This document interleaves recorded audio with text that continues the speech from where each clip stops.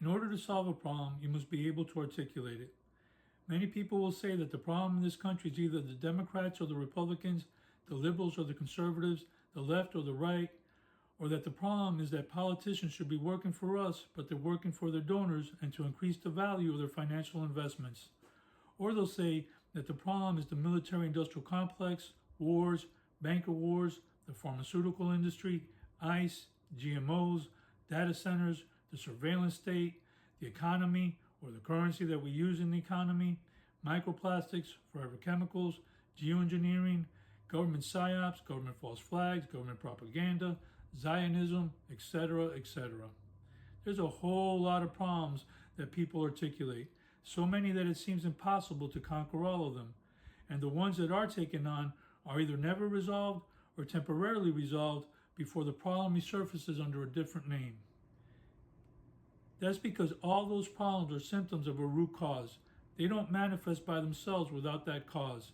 And that cause is the Constitution of the United States of America.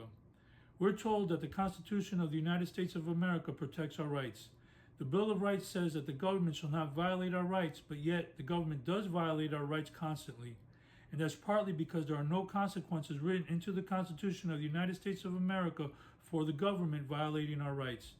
And I say partly because even if there were consequences written into the Constitution of the United States of America to the government for violating our rights, it wouldn't matter because money trumps laws.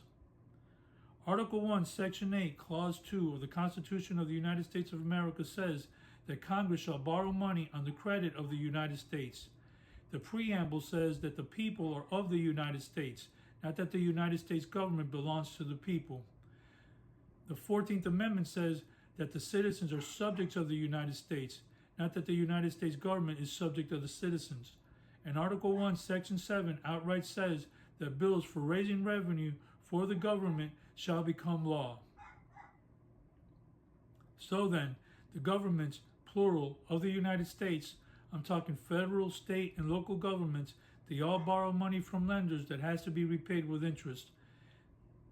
They then go to the people or citizens with threats of force and violence and actual force and violence to take the people's money and or property away from them in order to repay their lenders. The Bill of Rights be damned. There is federal law that is authorized by the Constitution of the United States of America's Necessary and Proper Clause that exists for the purpose of criminally prosecuting government officials that willfully deprive any person of any right protected under the Constitution. It's called 18 U.S. Code Section 242, Deprivation of Rights under Color of Law. This federal law states that government officials who violate the people's constitutional rights can be criminally prosecuted, but victims cannot force prosecution. It's up to the government to decide whether or not it'll prosecute. So government officials decline 96% of referrals. Only of the 4% of these referrals that are prosecuted, 98% of them are resolved with plea bargains. And there's no compensation to the victims under this law. For compensation, victims have to file a civil lawsuit under 42 U.S. Code Section 1983, Civil Action for Deprivation of Rights. And 71% of these lawsuits are dismissed before making it to trial. And of the 29% of these lawsuits that do make it to trial, only 30% are successful. So our supposed rights have no real protections under these statutes either. Therefore, Congress, state, and local legislators write bills to charge the people money, and then they call those bills laws. They all write bills to charge the people money for one thing or another, and then they call it law. This is why there is nothing we can do in this country that isn't taxed, regulated, or illegal. This is why the government uses threats of force and violence and actual force and violence to take the people's and citizens' money and property away from us. The Bill of Rights be damned. The government has lenders it needs to pay. This is all authorized in the Constitution of the United States of America. From saying that Congress shall borrow money on the credit of the United States, to saying that the people are of the United States and the citizens are subjects of the United States, to saying that the bills that the government passes to raise revenue and charge the people and citizens money shall be the law of the United States. All that is in the Constitution of the United States of America. The national debt, we're told, reached $38.4 trillion by the end of 2025. Do you know that the national debt isn't the debt of the entire nation all rolled up into one lump sum? It's the debt that the federal government owes. The national debt is composed of two types of federal government debt. One, money borrowed from investors through treasury securities like bills, notes, and bonds. And the other type of debt is called intergovernmental debt, which is money one government agency owes another, often from trust funds like Social Security. About 80% of the national debt is debt held by the public, representing outside borrowing, while the remaining 20% is internal government debt. But the source for paying all that debt is you and me. On top of the national debt, which is the federal government's debt, you also have the state and local government's debts, which combined total $6.1 trillion by the end of 2025. That's an extra $6.1 trillion on top of the national debt, which brings the United States government's federal, state, and local government's debts to $44.5 trillion that we the people have to pay for through taxes, fees, and fines. The Bill of Rights be damned. On top of all that, we have our household debts, which the national household debt for 2025 was $18.59 trillion. That's less than half of the federal government's total debt. The national household debt of $18.59 trillion plus the total government's debts of $44.5 trillion totals $63.09 trillion that the American people are indebted for by the end of 2025. And as time passes, these debts grow because the banking system that the United States uses is also the United States money system. And in this banking/money system, money is created by the stroke of a pen or keystroke on a keyboard in a tangible accounting ledger or a digital accounting ledger when it's borrowed. And it's erased when it's repaid by being subtracted from these accounting ledgers with the stroke of a pen or the keystroke on a keyboard. The Federal Reserve has published two booklets that explain how the current banking system creates money and takes it out of circulation. One booklet is called Modern Money Mechanics, and the other is titled I Bet You Thought. Both booklets explain from the horse's mouth that money in the current system is nothing more than numbers written on a paper or typed on a screen. The booklet I Bet You Thought calls this money checkbook money. In my opinion, a more appropriate name for this money is fountain pen money, a nickname that highlights money's creation by a simple stroke of a pen or a keystroke on a keyboard. And this money is the vast majority of the money in the United States. The paper green cash dollars that we are shown on TV being printed in the printing presses of the Bureau of Engraving and Printing that we use as tangible money that we're all propagandized into thinking that that's what's causing the inflation is really only a very small representation of the real money, the checkbook money, the fountain pen money that circulates our economy.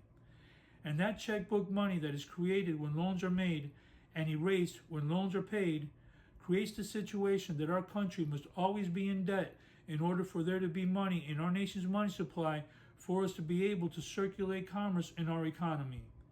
We are kept on the proverbial hamster wheel, never able to truly rest and relax because of the current banking/money system being used in our country.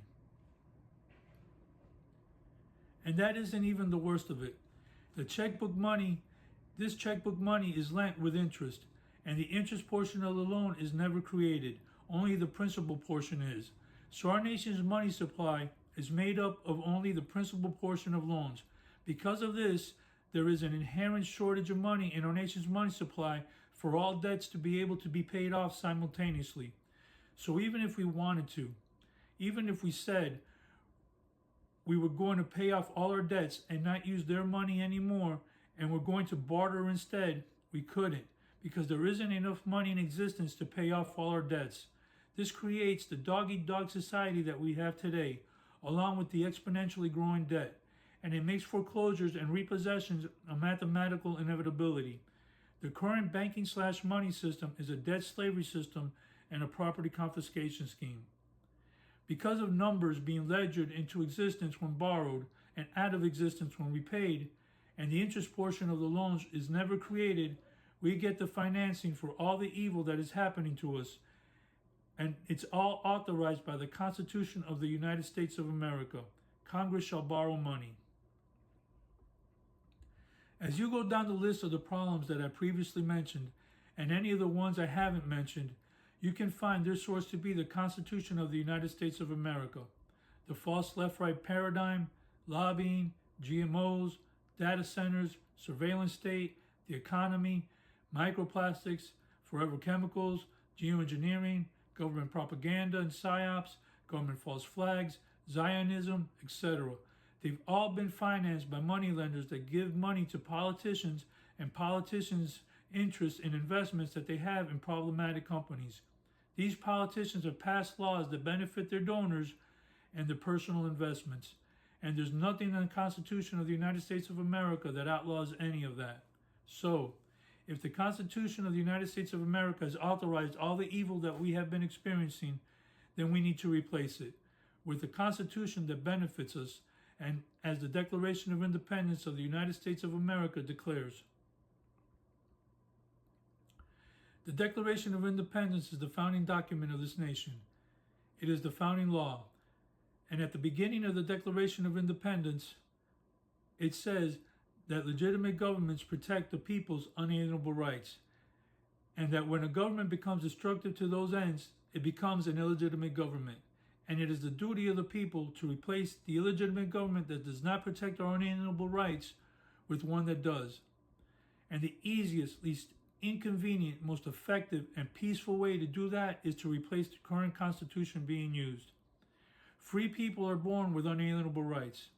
They are indigenous, inherent, and absolute in all free people. They are not given to us by the government. They are given to us by our Creator. Whatever you think created you, that's what gave you your unalienable rights. You think you were created by a Creator God, or a Big Bang, or some beings that created a simulation that you're in? Whatever you think created you, that's what gave you your unalienable rights. The government did not create you. You created the government.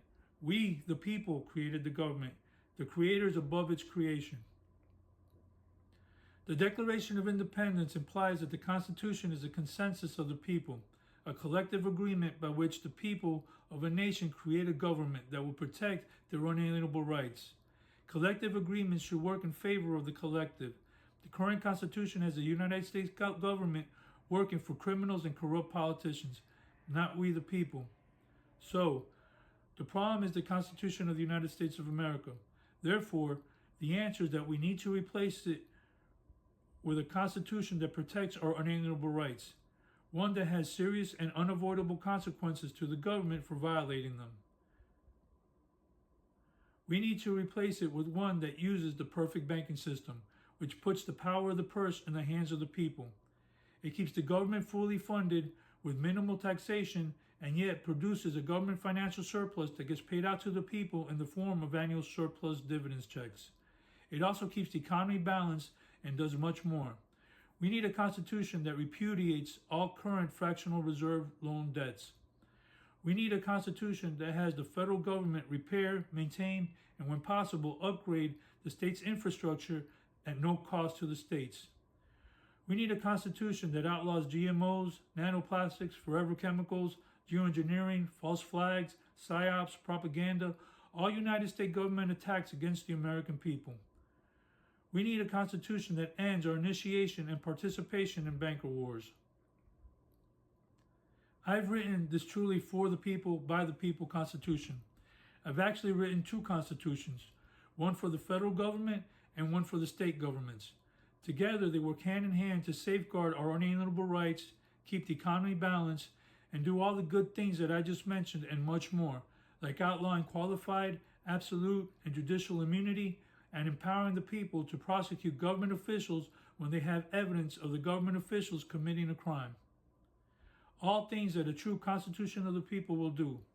Essentially, the constitutions I've written outlaw all the bad things we have witnessed the United States government do.